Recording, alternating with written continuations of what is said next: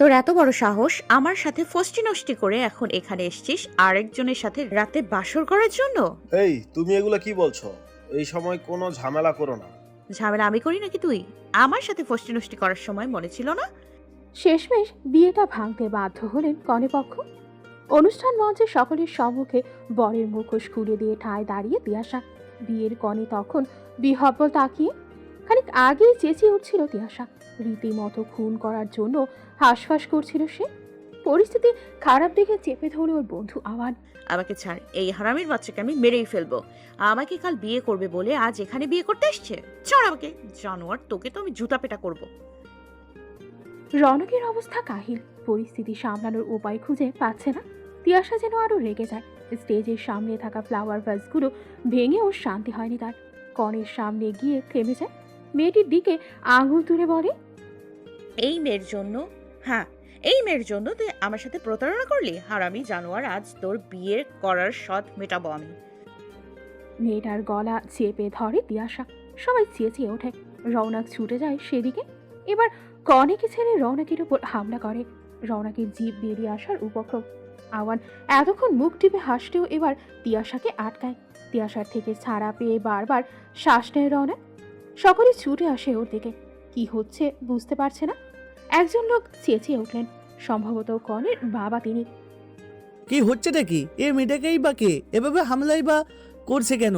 Uncle, আমি আপনাকে পরে বোঝাবো সব। আগে কি বুঝবি তুই? কি বলবি ওনাদের?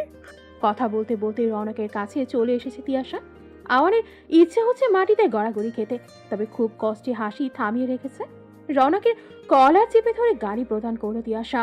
হারামির বাচ্চা, মেয়ে মানুষ দেখলে হুঁশ থাকে না, তাই না? জিভ দিয়ে পানি পড়ে। শুধু টাকা না, ইচ্ছা, শুধু টাকা চাই তোর। দেখ তিশা, ভাষা খারাপ করবো না বলে রাখলাম। দাঁতে দাঁত চেপে বলল রৌনক। তিয়াশার রাগ বাতাসের গতিতে বৃদ্ধি পেল। সর্বশক্তি দিয়ে ধাক্কা দিল রৌনককে। ধাক্কা সামলাতে না পেরে বর আসনের নিচে পড়ে গেল রৌনক। এতক্ষণ পর বিয়ের কনে তথা জারিন মুখ খুলল। কি হচ্ছে এটা? কি সব? আমাকে কি পাগল মনে হয় সবার? আর রৌনক, এসব কি? কে এই মেয়েটা? জেরিন, আমি রৌনক কথা পূরণ করতে পারেনি, তার পূর্বেই অট্ট হাসিতে ফেটে পড়ল তিয়াশা। সকলের দৃষ্টি এখন তার উপর। তৎক্ষণ বাদে বলল তিয়াশা, এই হারামির উদ্দেশ্য হলো টাকা। যে যত টাকা দেবে তার সাথে রিলেশন করবে। মানে? বোঝাচ্ছি আমি।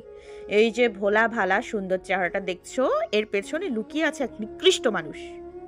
একটু থামলো তিয়াশা। আওয়ানের দিকে তাকাতেই আওয়ান ইশারায় আশ্বস্ত করলো। তিয়াশা বলা শুরু করলো, প্রথমে তোমাকে সাহায্য করবে, তারপর নানা বাহানা পাকিয়ে তোমার থেকে টাকা নেবে, কথার জালে ফাঁসিয়ে দিয়ে প্রেমের ফাঁদে ফেলবে, আর সর্বশেষ যেখানে সুবিধা পাবে সেখানেই বিয়ে করবে অথবা বিয়ের অভিনয় করবে। তোমার টাকা শেষ হয়ে গেলে প্রয়োজনে তোমায় বিক্রি করে দেবে, লম্পটটা। রৌনক শুকনো ঢোকিল। তিয়াশাকে না থামালে সর্বনাশ হয়ে যাবে। তিয়াশার দিকে এগোতে গেলেই বাধা হলো আওয়ান। ফিস ফিস করে বলল, বেশিবার বেরো না খোকা, ঝড়ে পড়ে যাবে। খেলা তো সবে শুরু। কটমট করে উঠল রৌনক। যেসব দৃশ্য দেখার সময় সুযোগ নেই কারো। সবার দৃষ্টি তিয়াশাকে ঘিরে। তিয়া বলছে, আমার সাথে রিলেশন করে অন্য মেয়েকে বিয়ে করতে এসছে। এই যে একটু আগে ও আমাকে বলল তোমার বাসায় না মানলে কালকেই বিয়ে করব আমরা, অথচ এদিকে বর সেজে আছেন উনি। না জানি আর কত জনের সাথে প্রতারণা করে চলেছে। আঙ্কেল, এই মেয়ে মিথ্যা বলছে। মিথ্যে বলছি আমি? ওয়েট, দেখাচ্ছি প্রমাণ।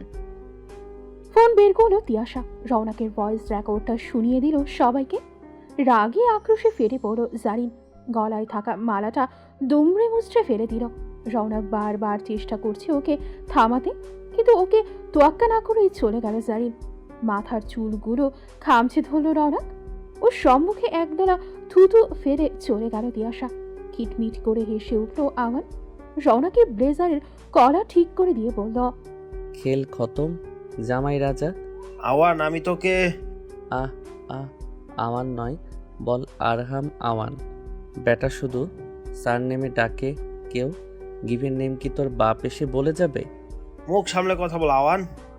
বিগ জিরো ম্যান, তোর মতো মানুষের সাথে কথা বলতেই আমার গা ঘিন ঘিন করে।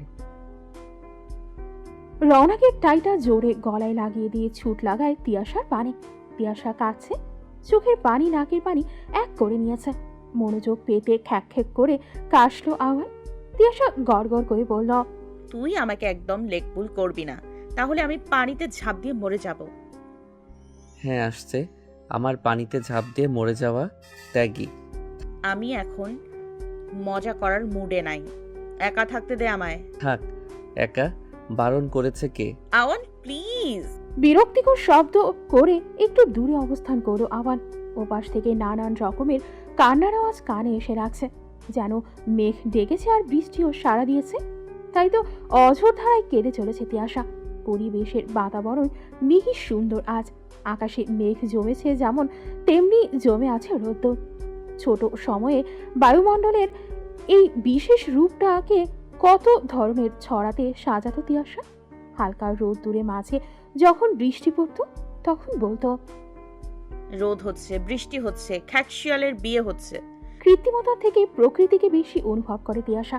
ওর মনে হয় মেঘ আর বৃষ্টির খুব ভালো একটা সম্পর্ক রয়েছে। এই যে মেঘ ডাকলেই বৃষ্টি চলে আসে সবকিছু তুচ্ছ করে। হাত দুটো বুকে চেপে ধরে এক ফালি শ্বাস নিল সে। বাতাসে ফুলের গন্ধ ছড়িয়ে ছিটিয়ে সে ঘ্রাণ নাকে প্রবেশ মাত্র কম্পন সৃষ্টি করে ওর দেহ।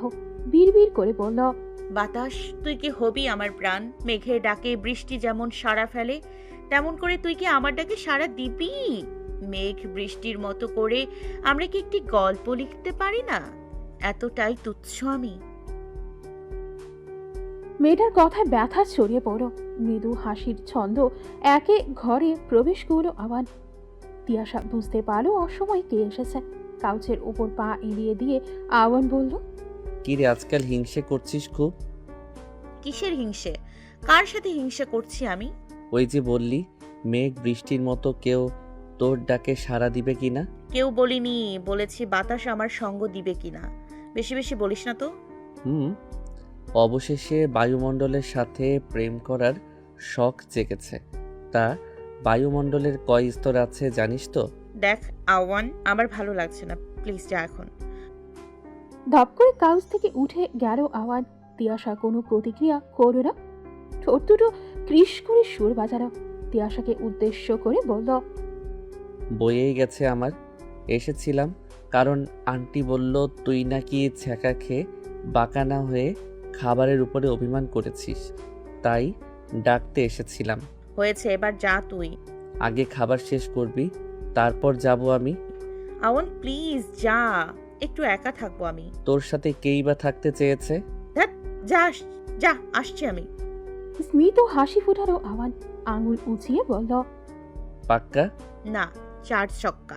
শব্দ করে হেসে উঠল দুজনে। তিয়াশা তোয়ালে দিয়ে ওয়াশরুমের দিকে আগালো। ওর জীবনে আওয়ানের অবস্থান কিছুটা মেঘনা চাইতেই জ্বরের মতো। হুটহাট মন ভালো করে দেবে, তবে অনাকাঙ্ক্ষিত ধাক্কাটা এখনো সামলাতে পারেনি। হাজার হোক রৌনকের প্রতি একটা অনুভূতি তো ছিলই, তাই না? জীবনে বিরহ বেড়ে গেলে মানুষ রবি ঠাকুরের গান শোনে, আর তিয়াশা তার বিপরীত নিয়মে গিয়ে জাস্টিন বিবারের গান শুনে চলেছে। সাউন্ডে এত বেশি যে ঘরে ঢুকেই কান চেপে ধরো আওয়ান।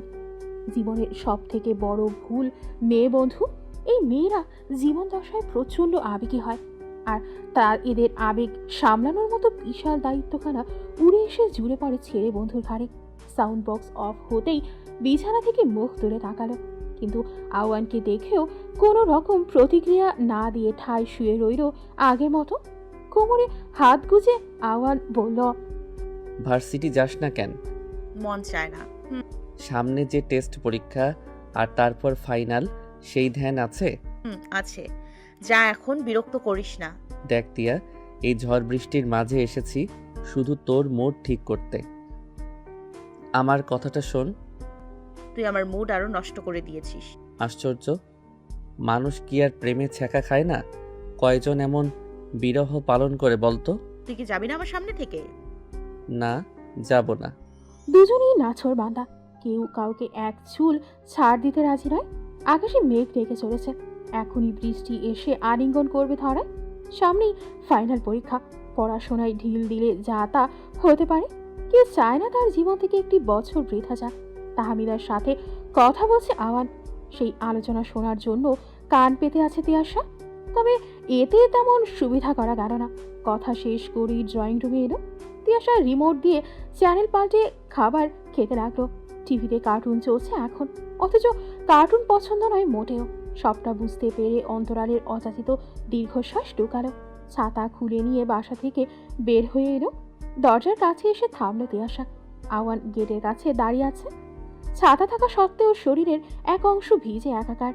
চোখ মুখ কুঁচকে রইল কিছুক্ষণ। আওয়ান আবার ফিরে এলো।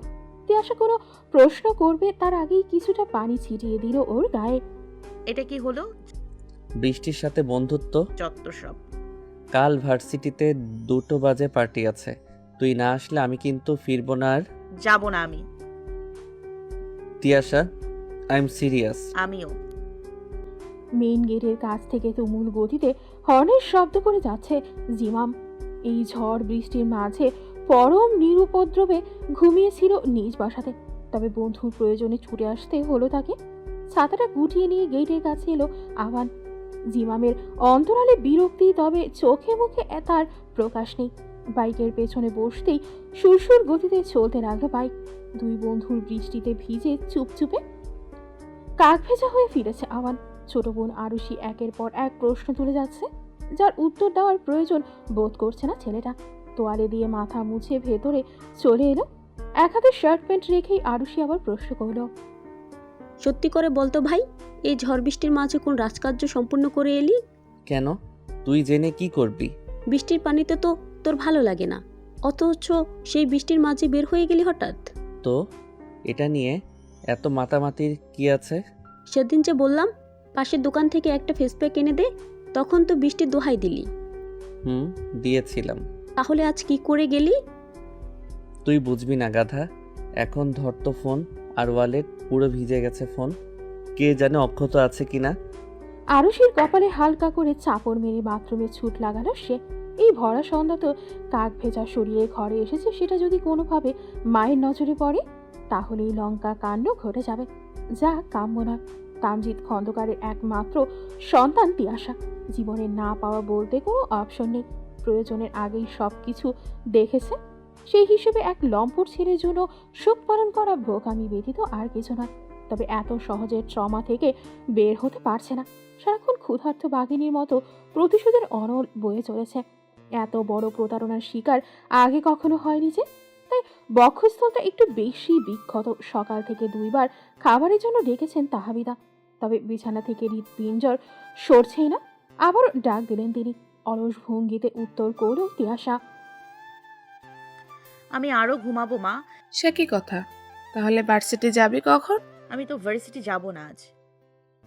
মেয়ের জবাবে সন্তুষ্ট হলেন না তিনি, তাই ছুটে এলেন এক প্রকার।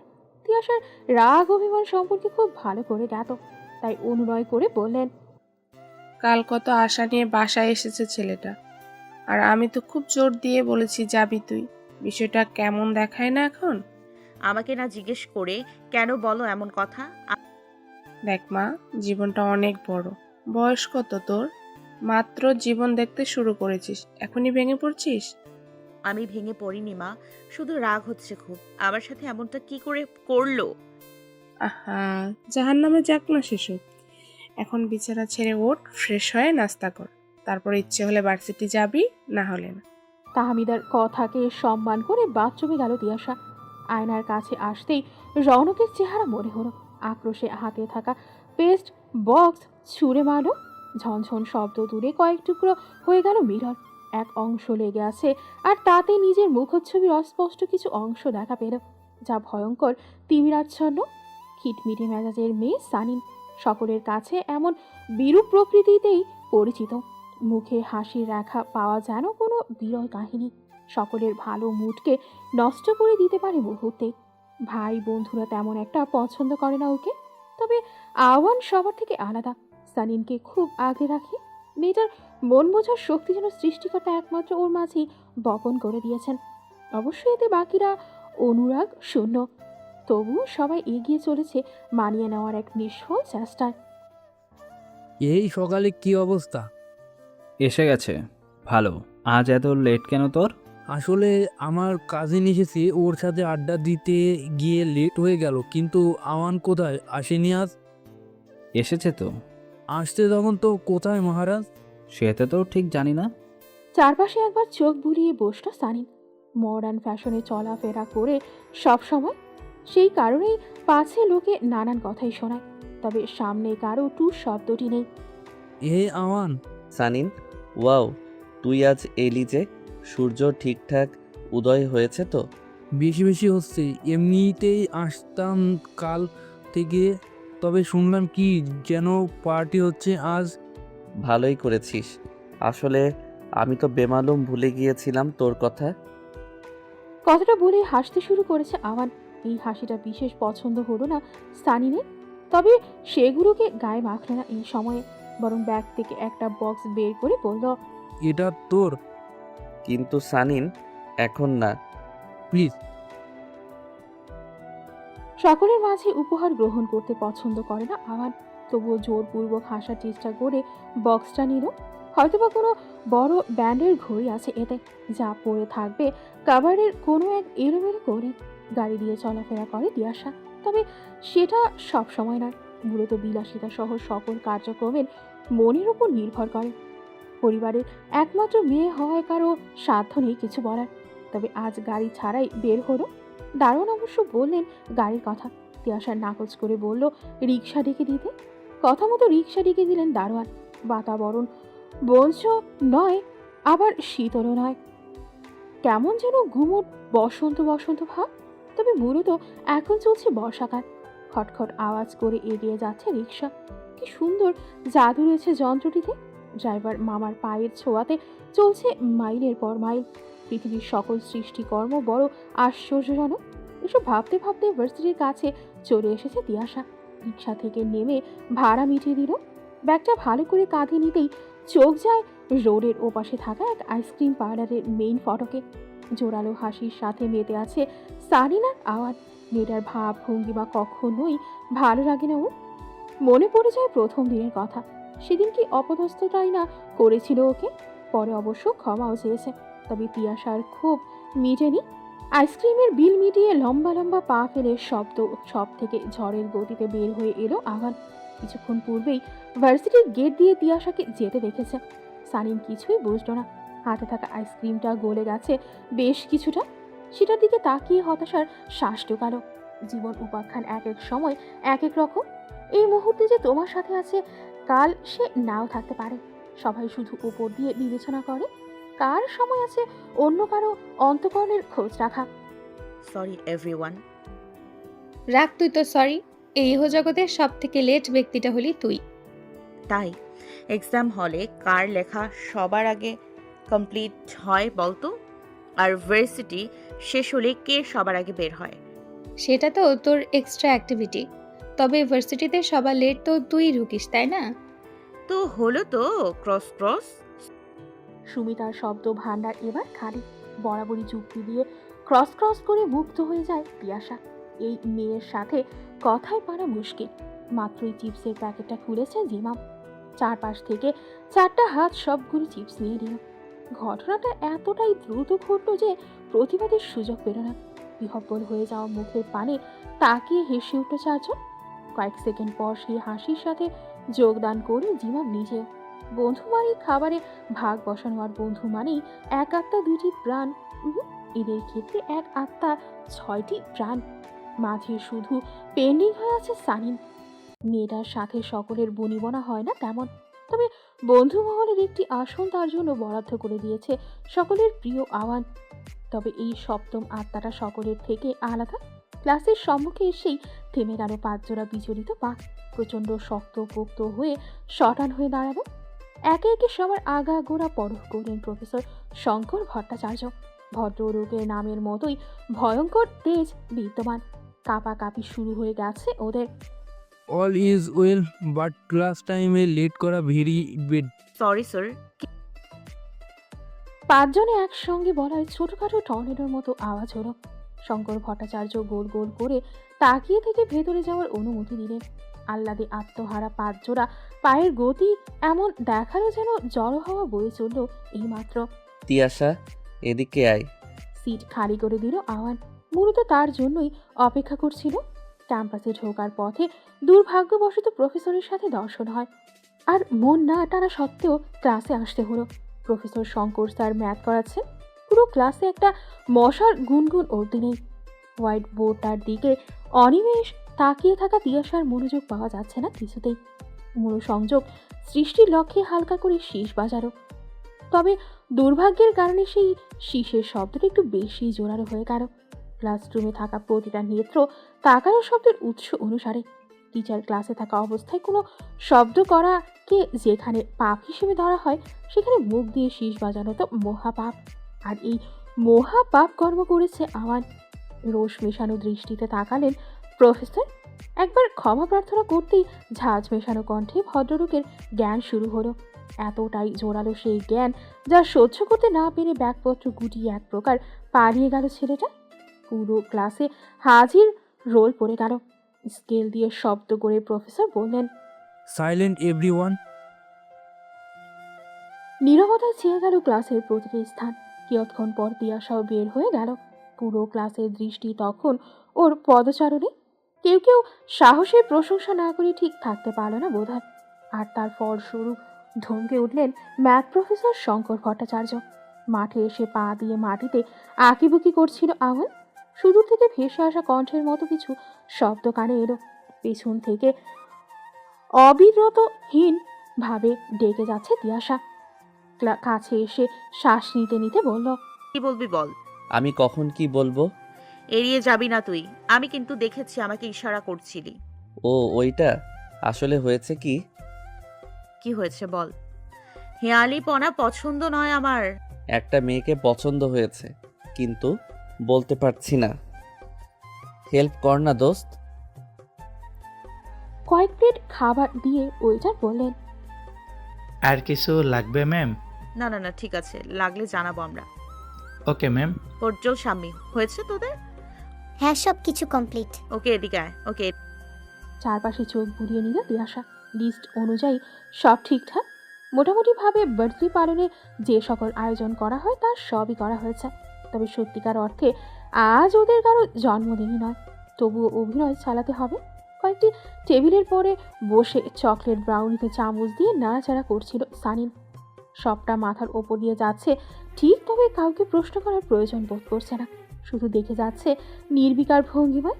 চেঞ্জিং সাইড থেকে কস্টিউম চেঞ্জ করে এসে একটা চেয়ারে বসলো আওয়ান।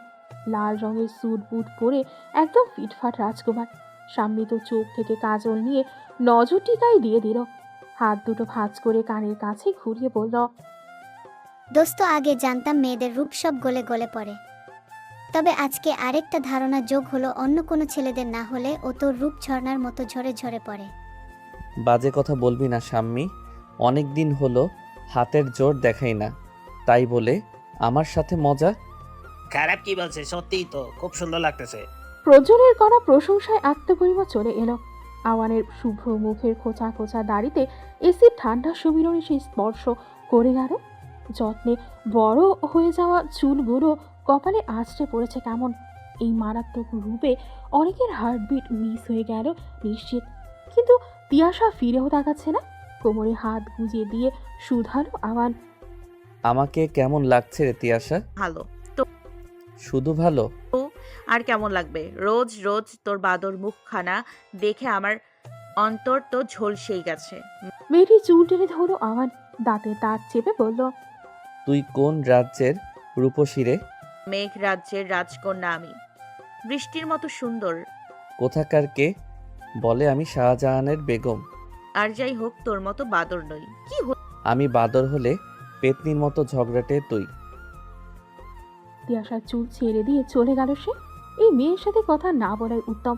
মুখের মধ্যে যেন বিচ্ছুটি লাগানো। গেট দিয়ে দৌড়ে এলো জিমাম।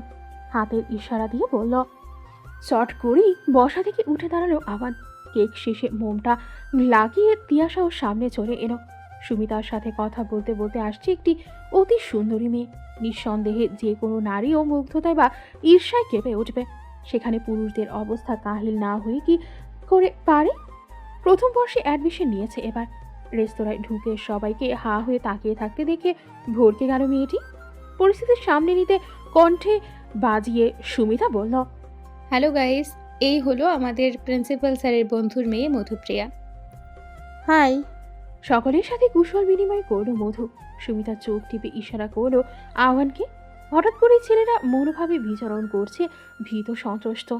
পিয়াসার ধাক্কা খেয়ে কাছে গেল আহ্বান, হাত বাড়িয়ে বলল, হাই, আমি তোমাকে ইনভাইট করেছি মধু। উপস, সরি মধুপ্রিয়া। ইটস ওকে, আমাকে সবাই মধু বলেই ডাকে, আপনিও ডাকতে পারেন। জবাবে প্রসন্ন হলো আহ্বান। ইচ্ছাকৃতভাবে মধুপ্রিয়া থেকে শর্ট করে মধু বলে রেখেছে সে। সানিম এবার যেন কিছু একটা আঁচ করতে পারলো, তবে বিষয়টা ভালো লাগছে না ওর। সবাই যে যার মতো জুস নিচ্ছে। তিয়াশা এসে ফিস ফিস করে বলল, হচ্ছে কি আওয়ান, মেয়েটাকে ট্রিট করব কি আমরা? আমি পারবো না রে। গাট্টা মারবো, যা বলছি এক্ষুনি যাবি তুই।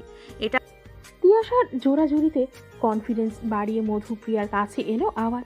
মেকি হাসি দিয়ে বলল, আজকের জন্য তুমি আমার স্পেশাল গেস্ট, তাই তোমাকে ট্রিট করা আমার গুরু দায়িত্ব। আমি ঠিক আছি, সবাই তো আছেই, কোনো অসুবিধা হবে না তো আমার? বললে কি চলবে মধুপ্রিয়া? আরে চিন্তা করো কেন, আজ বার্থডে বয় তোমার একার নয়, আমাদের সকলের ট্রিট দেবে, তাই না রে? তিয়াশার কথায় সম্মতি জ্ঞাপন করতে মাথা ঝাঁকালো আওয়ান। পরিশেষে আওয়ানের সাথে এগিয়ে গেল মধুপ্রিয়া। পিছন ঘুরে ফ্লাইং কিস ছুঁড়ে দিয়ে থ্যাঙ্কস জানালো তিয়াশাকে। স্থরিত ভঙ্গিতে টেবিলে বসলো তিয়াশা। প্রচণ্ড মাথা ব্যথা করছে। শুধুমাত্র এই বাদর ছেলের মুখের পানি চেয়ে মিথ্যে জন্মদিনে হেল্প করে চলেছে। রূপের সাথে গুণেরও অধিকারিণী মধু। মেয়েটির সম্পর্কে যতই শুনছে ঠিক ততই বিমুগ্ধ হয়ে যাচ্ছে আমার। ড্রয়িং ক্লাস না করেও কেউ এত সুন্দর ছবি আঁকতে পারে? দুদিন আগেই সেলফোন নাম্বার আদান প্রদান হয়ে গেছে ওদের। মধুপ্রিয়া এত সহজে বন্ধুত্ব করে নেবে তা যেন ছিল আকাশকুসুম কল্পনা। ফোনের ফ্রন্ট সাইডে নিজের ছবি ছিল, সেটাকে বদল করে নিয়েছে সেদিনের সাক্ষাৎ শেষে। আওয়ানের সিক্স সেন্স বলছে মধু তার প্রেমে হাবুডুবু খাচ্ছে নিশ্চিত। ইউনিভার্সিটি যেতে হবে, তাই চট জলদি ফোন রেখে ওয়াশরুমের দিকে ছুট লাগালো।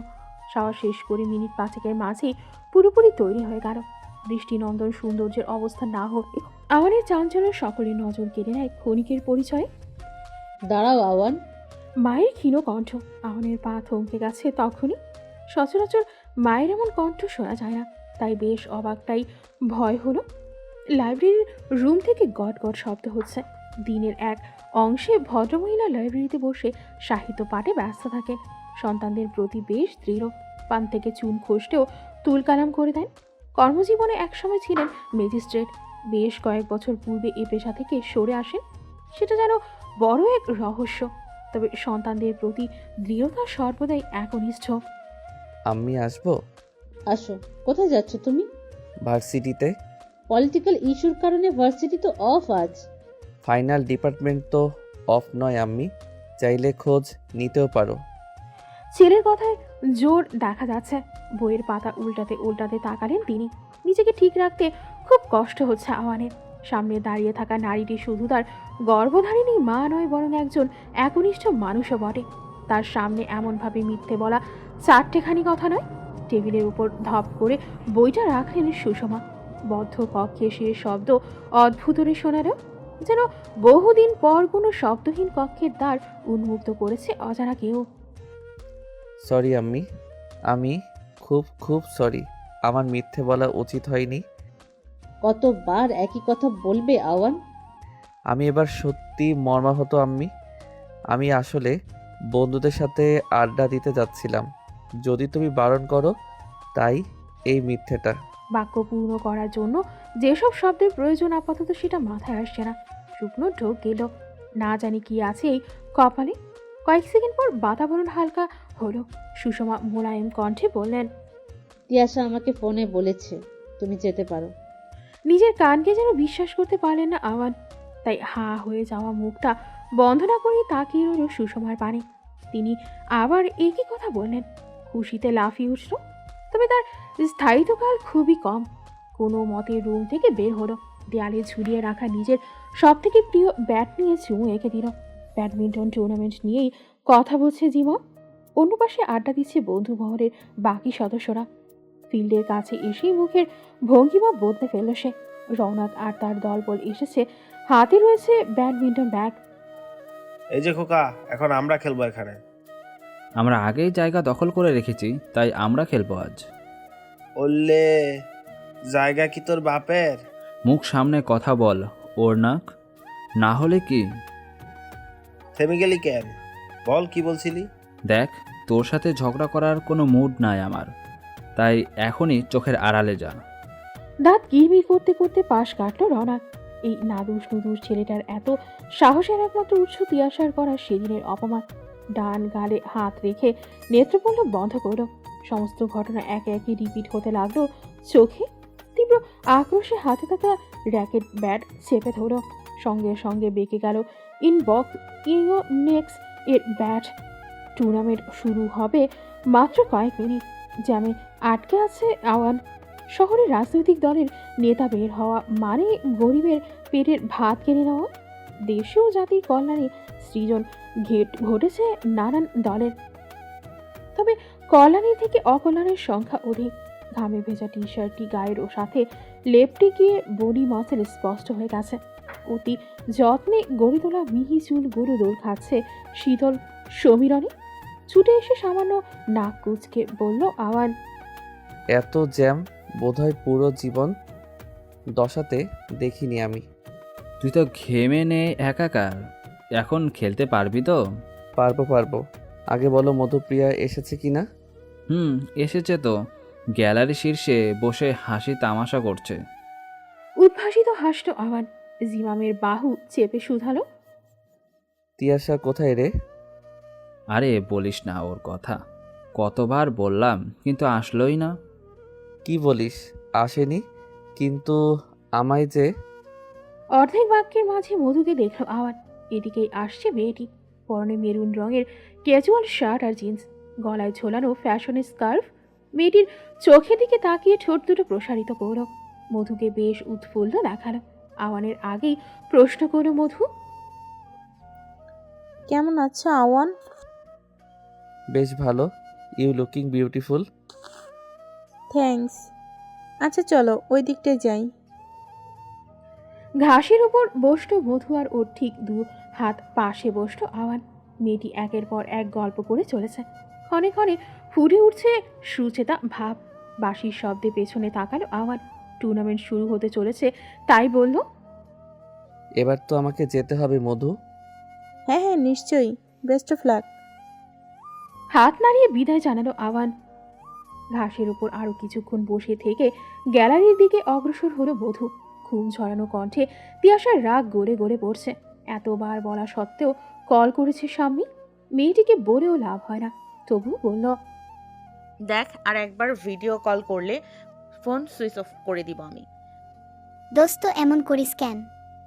আমাদের দুই বন্ধু টুর্নামেন্টে খেলবে আর তুই দেখবি না? আমার চোখে ঘুম সাম্মি, ভিডিও করে পাঠিয়ে দিস। দোস্ত ঘুমোর মুখ থেকে চোখ ফেরালো তিয়াসা। কল কাটার আগে সানিন এসে যোগ দিল। মেয়েটার কণ্ঠ আজ উগ্রতা যুক্ত। সানিনের সাথে টুকটাক যা কথা হলো তা গতদিন বছরের বন্ধুত্বে কখনোই হয়নি। এমন পরিবর্তনে সব থেকে অবাক হয়েছে তিয়াসা। আদৌ কি মেয়েটা বদলে গেল? টুর্নামেন্ট হেরে মুখ ভার, এভাবে লজ্জায় মাথা ঢুকে যাবে জানলে কখনোই আসতো না আওয়ান। মায়ের আঁচলে মুখ গুজে থাকতো লক্ষ্মী ছেলের রূপে। ভাগ্য কি না এভাবে ঠকালো তাকে। বড় মায়া হলো নিজের প্রতি। সাথে কোথা থেকে যেন ভেসে এলো করুণ স্বীকারোক্তি। আজকে টুর্নামেন্ট হেরে যাওয়ার একমাত্র কারণ তিয়াসা। মেয়েটার দোষ সব দিকে। যদি না আম্মিকে মানাতো তাহলে টুর্নামেন্টে অংশ নেওয়া হতো না। আর তখন না থাকতো হেরে যাওয়া নিয়ে আফসোস। কিন্তু এখন কি হবে? মধুপ্রিয়ার কাছে যেতে হবে কতটা সংকোচে। কি সুন্দর আত্মগরিমা নিয়ে চলছিল দিন। তবে এখন তো ফুটো বেলুনের মতো চুপসে যেতে হবে। ভাবতেই ভীষণ কান্না পেলে ওর। শুধুমাত্র মধুপ্রিয়ার দর্শন থেকে বাঁচতে পেছনের দিক দিয়ে বেরিয়ে এসেছে। কখনো কল্পনাও করেনি জীবন তাকে চোরের মতো পালাতে বাধ্য করবে। পকেটের ফোনটা ক্যাচ ক্যাচ শব্দ করে চলেছে। অনিচ্ছা থাকা সত্ত্বেও ফোনটা সম্মুখে নিল। তিয়াসার নাম দেখেই রাগ এসে ভর করে মুখমণ্ডলে। রিসিভ করেই এক নাগারে বলা শুরু করেছে, তোর জন্য মধুপ্রিয়ার সম্মুখে হেরে গেছি আমি। মান ইজ্জত সব মাটির সাথে মিলিয়ে গেল আজ। তুই বল, কোন মেয়েটা এমন হেরো ছেলের সাথে প্রেম করবে তুই যদি আম্মিকে না মানাতি তাহলে আমি আসতাম না, আর না হতো মান সম্মানের ফালুদা। একটু থেমে আবার বলতে লাগলো, তুই সব ইচ্ছে করেই করেছিস, নিজে তো প্রেমে ছ্যাঁকা খেয়ে বেহাল অবস্থা। এখন আমার প্রেমটা শুরু করার আগেই ভেঙে দিলি। কার সাথে কথা বলছি আমি? শুধু শুধু সময় নষ্ট হলো। ধ্যাত। কল কেটে গেছে। তিয়াশার চোখে মুখে বিরক্তি ভাব। এই মুহূর্তে এসব কথা যদি আবার না বলে রওনাক বলতো তাহলে কেঁদে পুরো ঘরের অবস্থা খারাপ করে দিত, কিন্তু এখন শুধুই রাগ হচ্ছে। একটা শিক্ষা পেল আজ। সাদে বলে না, লোকের ভালো করতে নেই, না হয় দোষটা পড়বে তোমারই ঘাড়ে। বহুদিন ধরেই তামজিৎ খন্দকার মেয়ের বিয়ে নিয়ে ভাবুক হয়েছেন, তবে মেয়েকে বলার মতো সাহস হচ্ছে না। প্রতিটা বাবার নিকট তার সন্তানেরা হয় রাজকন্যা কিংবা রাজপুত্র, তবে একমাত্র সন্তান হলে বলা যায় আদরের দুলারি। তিয়াশার ক্ষেত্রে আদরের দুলারিটা একটা প্রযোজ্য। মানুষ যাকে অতি ভালোবাসে তাকে নাকি দ্রুত হারিয়ে ফেলার সম্ভাবনা থাকে। এই চিন্তাধারা অব্যাহত রেখে গত 22 বছর যাবৎ মেয়ের বিয়ে নিয়ে কখনো টু শব্দ অবধি করেননি তিনি। তবে আজকের সমাজের একটি নিয়ম হয়েছে, সেই নিয়মের বাহিরে চলা মানে ঘোর অপরাধ। দরজায় নক না করে ঘরে চলে এসেছিল তিয়াশা। মর্যাদা দেখাতে 2 পা পিছিয়ে গেল, বলল, ডেকেছিলে আব্বু? হ্যাঁ মামুনি, কাজের প্রেসারে তোমার সাথে কথা বলা হয় না, তাই ভাবলাম আড্ডা দেই একটু। খুব ভালো করেছো। আমার মনটাও আড্ডা আড্ডা করছে। ভেবেছিলাম মাকে বলবো তুমি আসলে যেন ডেকে দেয়। তো মামুনি, পড়াশোনা কেমন চলছে? তোমার মা বলল কিছুদিন আগে নাকি মনমরা হয়ে গিয়েছিলে, কোনো সমস্যা হয়েছে কি? না আব্বু, সবই ঠিকঠাক। আসল কথায় আসা যাক। আমি একটি সিদ্ধান্ত নিয়েছিলাম, সে কারণেই তোমার সাথে কথা বলা। কি সিদ্ধান্ত আব্বু? মেয়েরা ঘরের সৌন্দর্য, তবে একটা দৃষ্টিগত সময় পর তাকে অন্যের ঘরে যে যেতেই হয়। আমার বিশ্বাস তুমি বুঝতে পেরেছ আমার কথা। মুখের গরমে কিঞ্চিত পরিবর্তন ঘটেছে। কিছুদিন আগেই এত বড় ধাক্কা খেতে হলো, এখন বিয়ের মতো গুরুত্বপূর্ণ সিদ্ধান্ত কি করে নেবে? তাছাড়া সামনেই যে ফাইনাল পরীক্ষা, গ্রাজুয়েশন কমপ্লিট করে বিসিএস পরীক্ষায় অংশগ্রহণ করতে চায় তিয়াশা। সেই হিসেবে এখন বিয়ে নামক ভয়ঙ্কর বিষয়টি এড়িয়ে যাওয়াই উত্তম। তাই একটু কৌশলে খাটালো সে। বাবার মুখের হাসি ধরে রাখতে বলল, বিয়ে নিয়ে আমার কোনো সমস্যা নেই আব্বু, তবে আগামী 2-3 মাসের মধ্যেই আমার ফাইনাল এক্সাম, আর তারপর বিসিএস পরীক্ষায় অংশ নিতে চাই আমি। এ ব্যাপারে আমার কোনো সমস্যা নেই মামুনি, তুমি পড়াশোনা করো নির্বিঘ্নে। শুধু আমার এইটুকু অভয় দাও যে বিয়ে নিয়ে কোনো দ্বিমত নেই তোমার। নেই আব্বু, তবে আমি পড়াশোনা কমপ্লিট না করে বসছি না বিয়েতে। বাবা মেয়ের কথার সাথে মনের মিল হয়ে গেল। বিয়ের আয়োজনে ফেলে পারিবারিক কথাবার্তা শুরু হলো এবার। তিয়াশার চোখটায় সামান্য পানি এসে বিরক্তি সৃষ্টি করছে। বৃষ্টি আঙুলে মুছে নিল সে। এই মূল্যবান অশ্রুকণা এক অমানবিক প্রতারকের জন্য ফেলার কোনো মানেই নেই। বিশিষ্ট শিল্পপতি মুহতাদি আনসারের কনিষ্ঠ সন্তান মধুপ্রিয়া। বিষয়টা পুরো ভার্সিটিতে আলোড়ন ফেলে দিয়েছে। দেওয়ার কথা, মাসখানেক আগেই বর্ষসেরা শিল্পপতি অ্যাওয়ার্ড পেয়েছেন। সেই হিসেবে নাম ডাক খ্যাতি বেড়েছে বেশ কয়েক গুণ। মধুর চালচলন দেখে বোঝার মাধ্যম নেই কোটি টাকার উত্তরসূরি। ক্যাম্পাসের চারপাশে মেয়েটির নামে মৃদু গুঞ্জন শোনা যায় এখন। এই মাতামাতির হেতু খুঁজে পাচ্ছে না সানিম। তিক্ত হলেও সত্য, আওয়ানের সাথে মধুকে মেনে নেওয়া এর জন্য কেন যেন বেশ কষ্টসাধ্য। সকলের উপনীত হওয়ার অপেক্ষা করছিল, কিন্তু দ্বিতীয় বর্ষের এক ছেলের চাহনি দেখে অদ্ভুত ঠেকল। কেমন করে যেন দেখছে ওকে। মুখ দিয়ে বিরক্তকর শব্দ তুলে পথ বাড়ালো সে। ডিপার্টমেন্টের কাছাকাছি এসে পেছন ঘুরে রাগী সুরে দাঁড়ালো সানিন। এই ছেলে আমার পিছু নিচ্ছ কেন? আমি তো আপনার পিছু নেইনি। মিথ্যা বলছো কেন? এই ডিপার্টমেন্টের কাছে কি দরকার? আপনাকে কেন বলবো? আশ্চর্য, মুখে মুখে তর্ক করছো, আবার যাও এখান থেকে। আপনি বললেই যাব। আলবাত যাবে, একবার না হয় 1000 বার যাবে। হিটমিট করে হাসতে লাগলো ছেলেটি। সানিনের কপালের ভাঁজ বলে দিচ্ছে ঠিক কতটা বিরক্ত সে। তবুও ছেলেটার হাসি থামার নামগন্ধ নেই। মাত্র একরাশ বিরক্তি নিয়ে নিজ ডিপার্টমেন্টের পথে অগ্রসর হতেই পেছন থেকে ছেলেটি বলল, আপনার লাল চোখের দৃষ্টি যে আমার ঘুম কেড়ে নিয়েছে সে দায় কে নিবে? ঈষৎ রক্তিম মুখ নিয়ে আওয়ানের পাশে বসল সানিম। ম্যাথ স্যার ক্লাসে আসায় কোনো প্রশ্ন করার সুযোগ পেল না। তবে কিছু একটা গন্ডগোল ঠেকলো, যা ঠিক করে অনুমান হচ্ছে না। আবারও ভার্সিটি আসছে না তিয়াশা, এই নিয়ে ফোনে কলহ চলল কিছুক্ষণ। তবে তিয়াশার মনকে গলাতে পারল না কোনো ক্রমে। এমন অদ্ভুতভাবে পরিবর্তন হওয়া যেন অনায়াসেই কয়েক প্রহরের মাথা ব্যথা। প্রেম নাকি বিরহের স্বাদ দেয়, তবে বন্ধুত্ব যে এভাবে কলহ বিরহ ঘুরিয়ে আনে তা জানা ছিল না কোনো কালেই। মেয়ে মানুষ হলো যন্ত্রণা, এদের ছাড়া চলেও না, আবার থাকলেও ভালো লাগে না। জিমামকে কল করলো আবার। এত আর্জেন্ট কল শুনে ছুটে এলো সে। হাত পা কাঁপা শুরু করেছে। 8তলা থেকে সিঁড়ি বেয়ে নেমেছে। লিফটে ওঠার সময় কোথায়? দোস্ত, তোর কি হয়েছে? এমন ব্যস্ত কণ্ঠ কেন? বাইকের চাবি দে। পকেট থেকে চাবি বের করে দিল জিমাম। আওয়ান শুধু বলল বিকেলে কথা হবে। পর মুহূর্তেই ধোয়া উঠিয়ে বাইক নিয়ে মিলিয়ে গেল দৃষ্টির থেকে বহুদূর। হাঁটুতে চিবুক ঠেকিয়ে বসেছে আওয়ান। গালের এক পাশ ওঠানামা করছে রাগে। তিয়াশার বাসায় বড় করে তালা ঝোলানো। এদিকে দারোয়ানকেও দেখা যাচ্ছে না। সিঁড়িতে বসে থেকে কোমরে ব্যথা হয়ে গেল, অথচ দারোয়ান লাপাত্তা। সাহেব, এই যে সাহেব। হাঁটু থেকে মাথা তুলে তাকালো আওয়ান। চোখে ঘুমের ক্লান্তি, দুই চোখে হাত বুলিয়ে বলল, কোথায় ছিলেন চাচা? সেই 1টা থেকে বসে আছি। আমি তো ভাত খাইতে গেছিলাম। তবে আপনি জানেন না তিয়াশা মামুনির বাসা নেই? কি বলেন? সকালেই তো কথা হয়েছে, আমাকে তো কিছু বলেনি। কি জানি, হয়তো মনে নেই। আনমনা হয়ে চলে গেল আওয়ান। তিয়াশা যে ইচ্ছাকৃত এমনটা করেছে তা বলার বাকি থাকে না। ভেতরে ভেতরে জ্বলন হচ্ছে খুব। শুধু শুধু এই মেয়ের জন্য চিন্তা করছিল, অথচ সব ঠিকঠাক। ইদানিং মধুপ্রিয়ার সাথে সময় কাটানো হয় না। সকাল বিকেল মিলিয়ে দু একটা মেসেজের লাইন।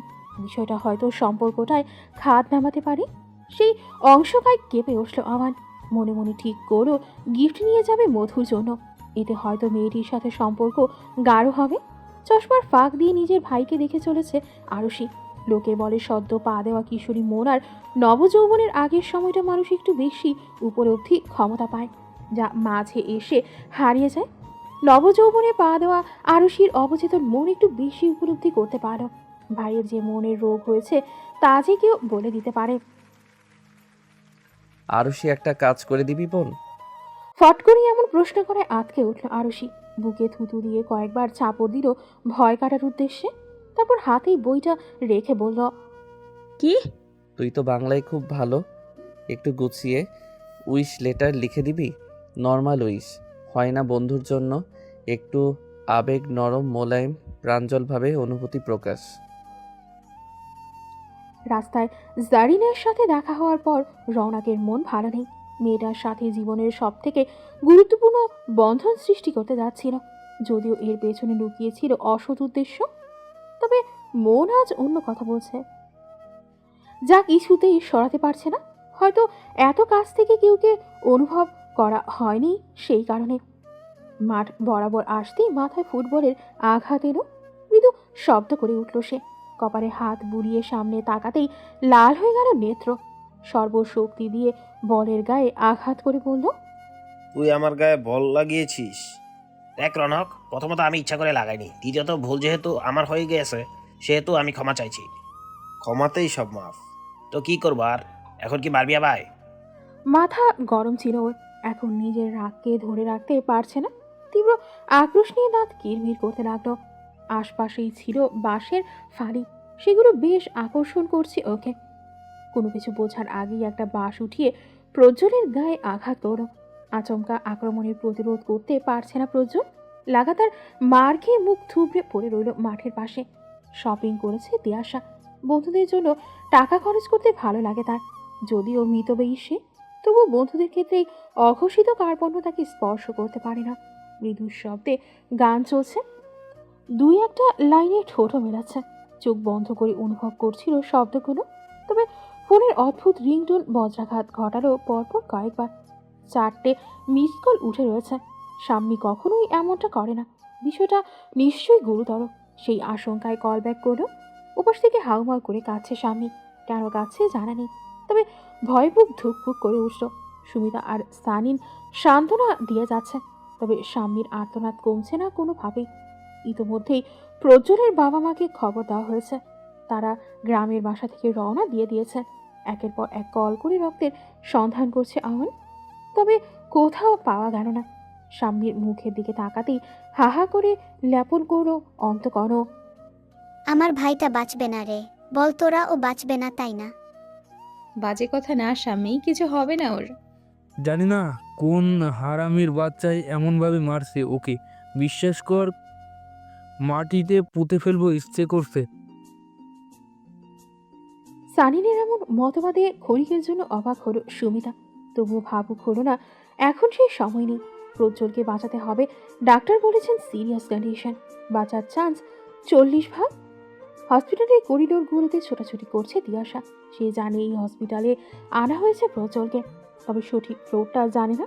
ছুটতে ছুটতে 5 নম্বর ফ্লোরের একটা কেবিনের পাশে দেখতে পেল আওয়ানের পেছনের দিক। কপালে হাত ঠিকই আছে, পায়ে এলোমেলো পোশাক, বোঝা যাচ্ছে খবরটা শুনেই বাসার জামা পরেই চলে এসেছে। পদ শব্দ শুনে তিয়াশাকে বলল, ভালো নেই রে। ডাক্তার কি বলেছেন? 40% বাঁচার সম্ভাবনা। মুখে হাত দিয়ে পিছিয়ে গেল তিয়াশা। চোখ দুটো ছলছল করছে।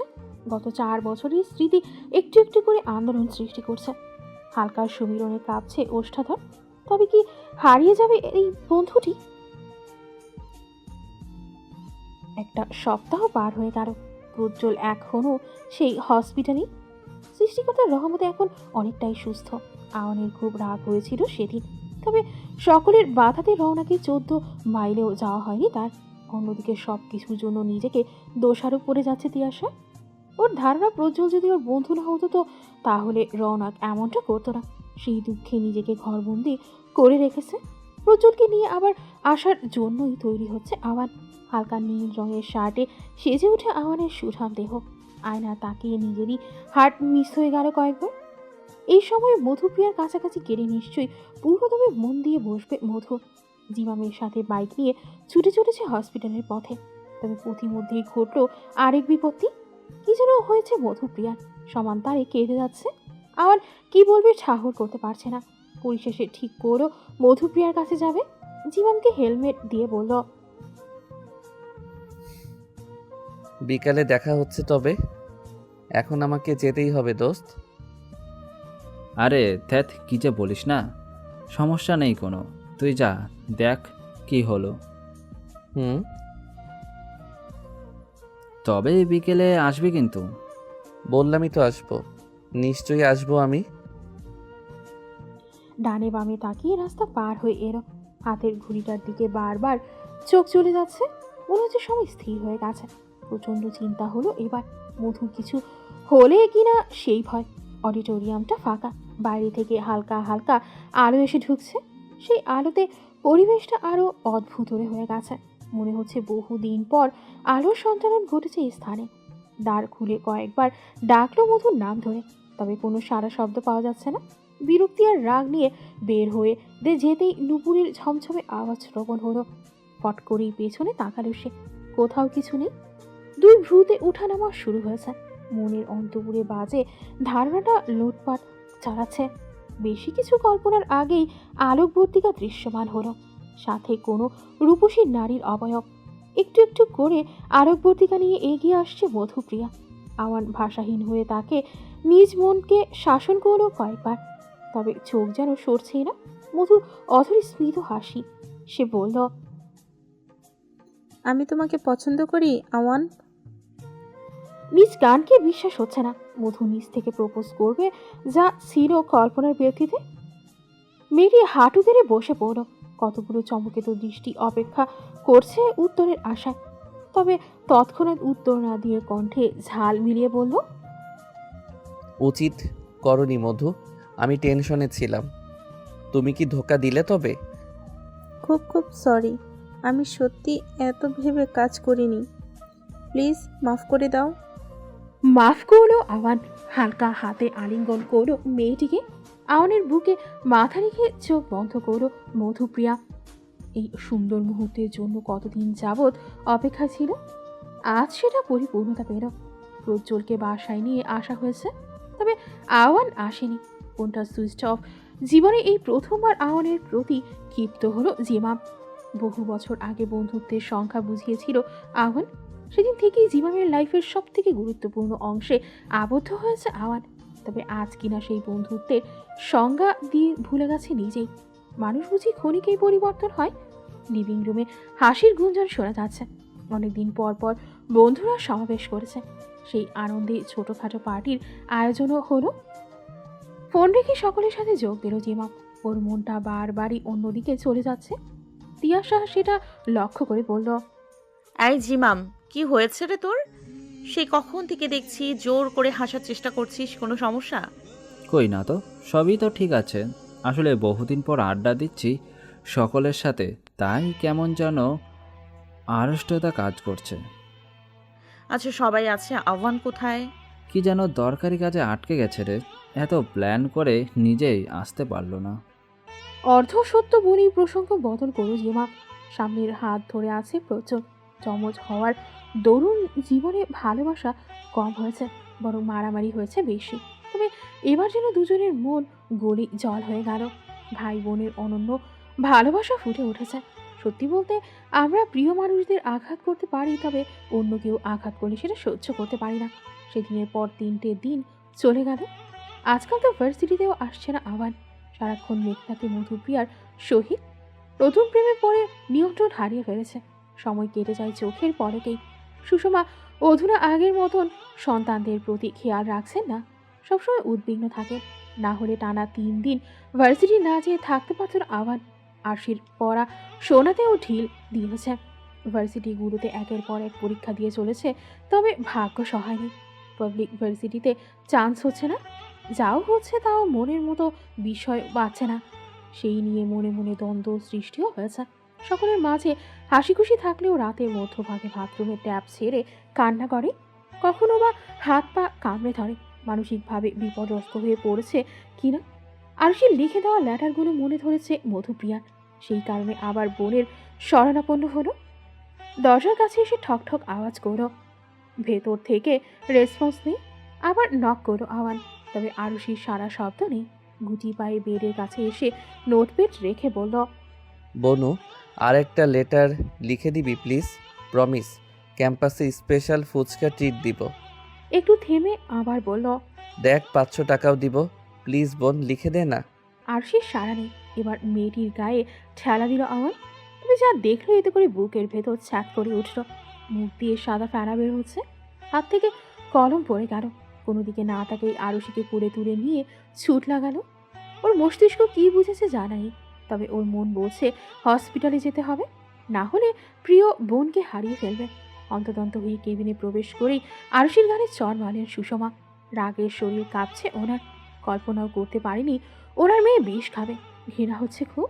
ম্যাজিস্ট্রেট হওয়ার দরুন নানা রকমের স্বাধীনতা নিয়ে কথা বলেছেন তিনি। জীবনের উপাংশ নিয়ে রচনা করেছেন নানান বই।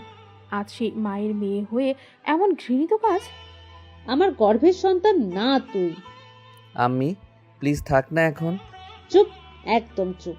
আজকারা পেয়ে লাটে উঠে গেছে, না হলে এমন কাজ করতে পারতো না। ডাক্তার স্ট্রেস নিতে বারণ করেছেন।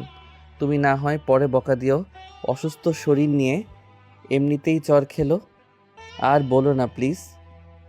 আরশিকে কিছু কথা বলার জন্য উদ্বৃত্ত হয়েছিলেন তিনি, তবে ছেলের কথার মর্মার্থ বুঝতে পেরে কেবিন থেকে বেরিয়ে গেলেন। এলোমেলো লাগছে সব। আজ এতগুলো বছর ধরে তিলে তিলে গড়ে তোলা সাহসটুকু ভেঙে গুড়িয়ে গেছে। মনটা কেমন কু গাওয়া শুরু করেছে। যদি সময় হতো হসপিটালে না নিয়ে আসা হতো, তাহলে আরশিকে হারিয়ে ফেলতেন তিনি। এই বিভৎস চিন্তাগুলো মাথায় আসতেই চিৎকার করে কাঁদতে ইচ্ছে হলো। তবে জীবনের এক পর্যায়ে এসে মানুষ কাঁদতে পারে না, এদের কাঁদতে দেওয়া হয় না। মানকষ্ট নিয়েই বেঁচে থাকার জন্য হলেও শক্ত থাকতে হয়। সেই সময়টা গত 10 বছর যাবৎ পার করে চলেছেন তিনি। আরশির খবর শুনে হসপিটালে এসেছে তিয়াশা। যদিও বা আওয়ানের সাথে মনোমালিন্য চলছে তার, তবে আরশির খবর পেয়ে না এসে পারেনি। পরিজোরে দেখা হলেও পাশ মারিয়ে চলে গেল তিয়াশা। হৃদয়ে জামায়ের কষ্টখানি অন্তঃস্থলে পিষে বেরিয়ে এলো আমার। ভালো লাগছে না কিছুই। সকালের ঘটনা মনে পড়লেই শরীরের প্রতি লোমকূপে শীতল স্রোত নেমে যাচ্ছে। মনে হচ্ছে এই পৃথিবীর সমস্তটাই আধারে নিমজ্জিত। নত জানু হয়ে আরশি উত্তর করল, আমি ডিপ্রেশনে চলে গিয়েছিলাম আপু। বিগত দিনগুলো এত পড়াশোনা করেও কোনো পাবলিক ভার্সিটিতে চান্স হলো না। যাও হয়েছিল পছন্দ মতো বিষয় পাইনি আমি। এত টেনশন মিলে আমি আর পারছিলাম না। সেই কারণেই ঔষধ। ডুকরে কেঁদে উঠল আরশি। খোলা চুলগুলো রাবার ব্যান্ড দিয়ে বেঁধে দিল তিয়াশা। আপাতত এই বিষয়ে আর ঘাটাবে না বলে স্থির করেছে। জীবনে মানুষ শুধু শুধু আত্মহননের পথ বেছে নেয় না। আর এর পেছনে উপযুক্ত কারণ না থাকলেও কিছু কারণ অবশ্যই থাকে। ব্যাগ থেকে হাজার হাজার কতগুলো টাকার বান্ডিল বের করলেন সুষমা। ঘেমে নিয়ে একাকার হয়ে গেছেন তিনি। এসিটা ঠিকঠাক কাজ করছে না, পুরনো হয়ে গেছে কিনা। টাকাগুলো খুব দ্রুততার সাথে গুনে নিয়ে বিভক্ত করলেন তিনি। এতগুলো টাকা দেখে থমকে গেল আবার। কম করে হলেও 20 লাখ টাকা আছে এখানে। এতগুলো টাকা সুষমার কাছে, এগুলো কি করে সে সময় চিন্তিত হতে দেখা গেল। ব্যাংক অ্যাকাউন্ট খালি পড়ে আছে নিঃসন্দেহে। এত টাকা সঞ্চয় করা সুষমার পক্ষে সম্ভব নয়। 10 বছর পূর্বেই আদালত ছেড়েছেন তিনি। এখন প্রাইভেট অফিসে মোটা অঙ্কের বেতনে চাকরি করেন। ছেলে মেয়ের পড়াশোনা তো সাবলীল ভাবেই টাকা খরচ করেন তিনি। সমাজে চলার মতো সব রকমের ব্যবস্থা করা আছে ওনার। মাস শেষে সঞ্চয় করা হয় না এমনটাই জানতো আওয়ান। তবে এখন কি তার ধারণার বদলা ঘটবে? পাশে বসো আওয়ান। আম্মি, এত টাকা? প্রশ্ন করবে না, বসতে বলেছি, বসো। টাকাগুলো এক সাইড করে তিনি বললেন, আরুষি নিজের ঘরে আছে? জি আম্মি। মূল কথায় আসা যাক। এখানে 23 লাখ টাকা আছে। আরুষি 4 বছরের পড়াশোনার খরচ। এত টাকা? আমি সিদ্ধান্ত নিয়েছি প্রাইভেট ভার্সিটিতে অ্যাডমিশন করিয়ে দেব। পাবলিকে যেহেতু হয়নি, তাই এত ভেবে কাজ নেই। কিন্তু আম্মি। কোনো কিন্তু নয় আওয়ান। তোমার বোনকে হারাতে চাই না আমি। তাছাড়া টাকা নিয়ে আমি পিছু হটতে চাই না। খোঁজ নিয়ে দেখো, তোমার বোনের ড্রিম ভার্সিটি এটা। সুষমা টাকা বুঝিয়ে দিয়ে চলে গেলেন। ভরসা করেন ছেলেকে, তবে নিজেকে ভরসা করেন না একটুও। হাতে তার টাকা থাকলে খরচ করা হয়ে যাবে। দুটো হৃদয় যখন কাছাকাছি হয় তখন একে অপরের প্রতি আকর্ষণ অনুভব করে, সারাক্ষণ কাছে পেতে চায়।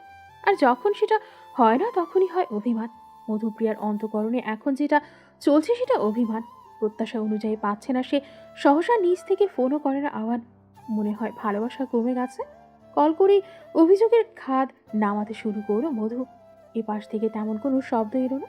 এবার হুঙ্কার তুলে কেঁদে উঠল মেয়েটি। সান্ত্বনা দেওয়ার মতো অনুভূতি নেই এখন, তবুও বলল, নিজেকে সামলাও মধু।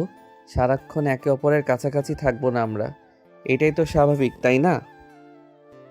আমার যে ভালো লাগছে না আওয়ান। আমি কেমন ছন্নছাড়া অনুভব করি। সব কিছুতেই অনীহা। তোমাকে না দেখতে পেলেই বুকের ভেতরটা কষ্ট হয়।